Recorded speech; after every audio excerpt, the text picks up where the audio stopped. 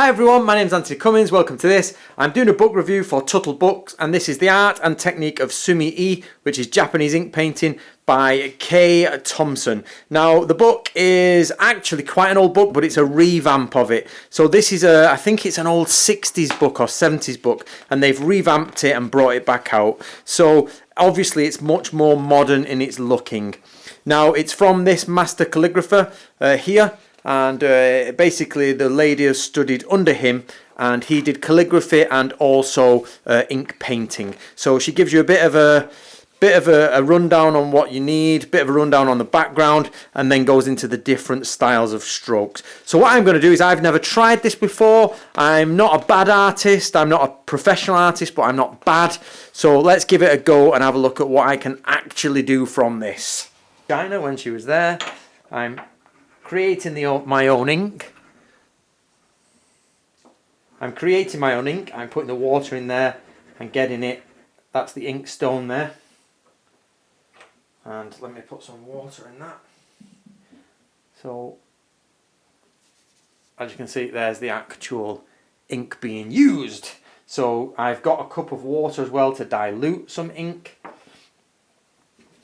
So we're holding the brush quite high from this angle, and we're starting with a basic downward stroke. Now you'll have to excuse me, but I'm actually having to reach round near the camera. So stroke down, boom. Nope, that doesn't look right, it's too thick at the top. Let's do thin at the top, stroking down to a point. That's better. As you can see here, we've got the brush here. What's quite interesting, you've got the ink on this side and the ink here, and you've got a water base there, so you've got to try and apply the ink to different areas.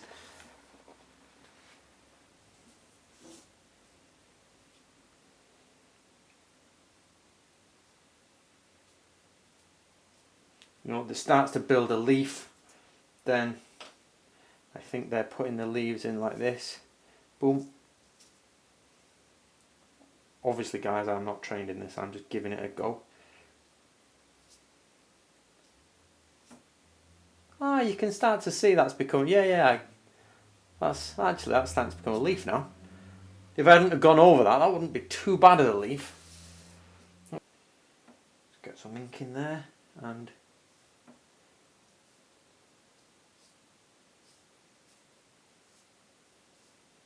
there you go, you can see the leaf is starting to take shape, some broken bits.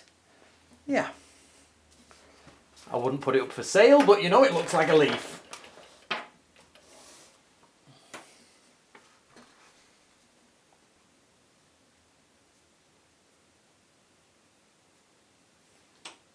Get a big one, some water on one side.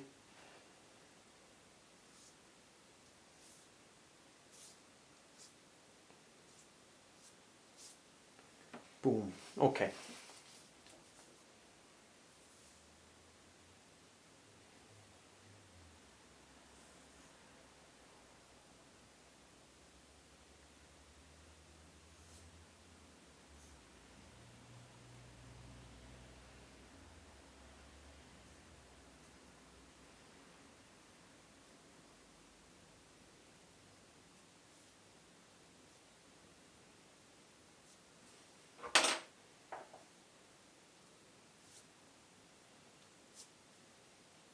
Oh, that brush is much better.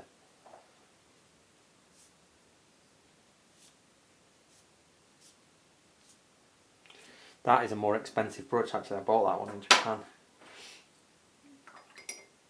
And it talks about, let's get some red on there.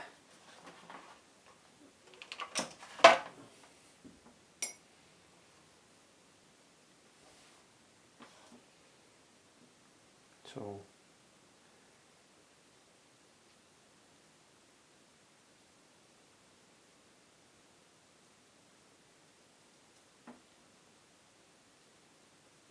of course guys, I'm not going exactly how they would do it. I am not at all trained in this. I'm just giving it a little go.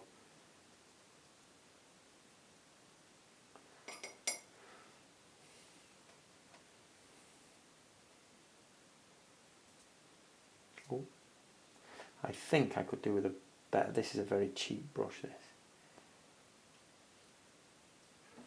But you get the idea. It's starting to form. I think you would definitely need some more practice, but hey ho.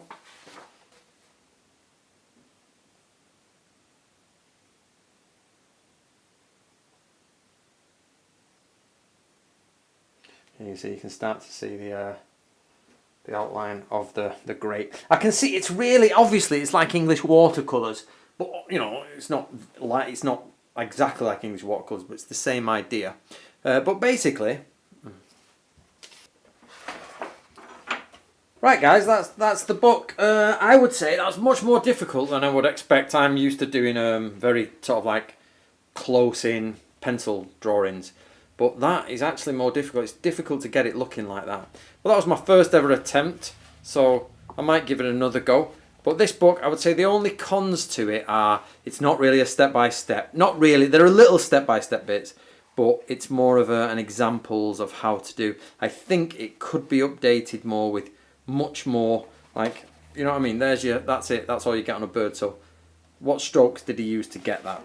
You know, and the flowers, they don't take you through how to do that. But apart from that, it's like half.